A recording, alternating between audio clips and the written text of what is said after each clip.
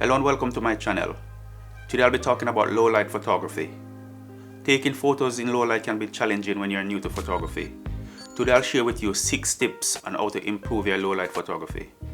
But before we get into it, if you like this video, please hit the like button and subscribe if you want to hear more of this type of content.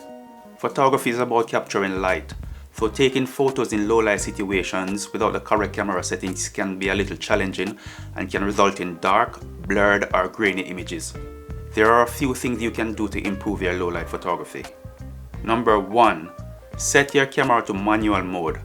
Manual mode is the only mode that gives you full control over your camera settings. There are 3 elements that control exposure: the aperture, shutter speed and ISO. All 3 elements work together to give you a complete exposure. Understanding how each of these elements work will give you a better advantage when shooting in low light. Number 2. You'll need a fast lens. That means a lens with a wide aperture. A lens with a wide aperture allows more light to enter the camera. An aperture of f1.8 will let more light in than an aperture of f11. And in low light photography, you want to let in as much light as possible. If you are using a kit lens, the maximum aperture will be about f3.5, and that's not wide enough. You'll need an aperture of at least f2.8, which capture more light and allows you to shoot at a much faster shutter speed to freeze motion. Number 3. Increase your shutter speed. The shutter speed is how long your shutter stays open. Shooting at a slower shutter speed lets more light enter the camera, but there are some trade-offs.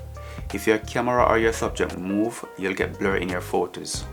To avoid blurred images, you'll need to shoot at a faster shutter speed.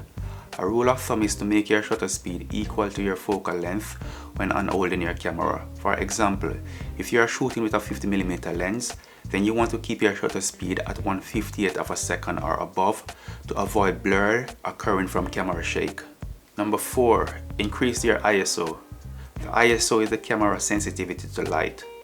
The higher the ISO number is, the more sensitive your camera is to light.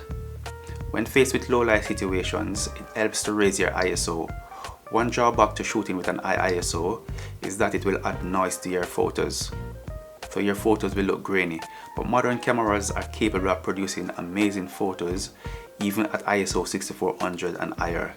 It's better to have grainy photo than a blurred photo, and you'll be able to remove a lot of the noise in post-processing.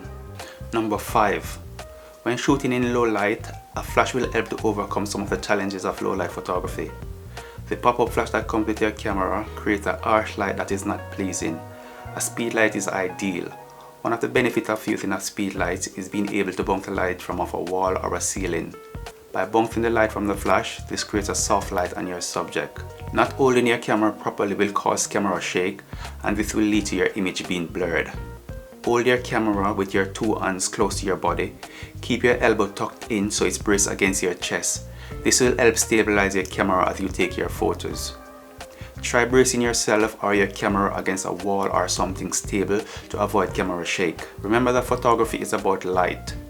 Getting the right shot when shooting in low light photography can be difficult at first, but by practicing and getting to know your camera and understanding how aperture, shutter speed and ISO works, you'll start taking amazing photos in low light.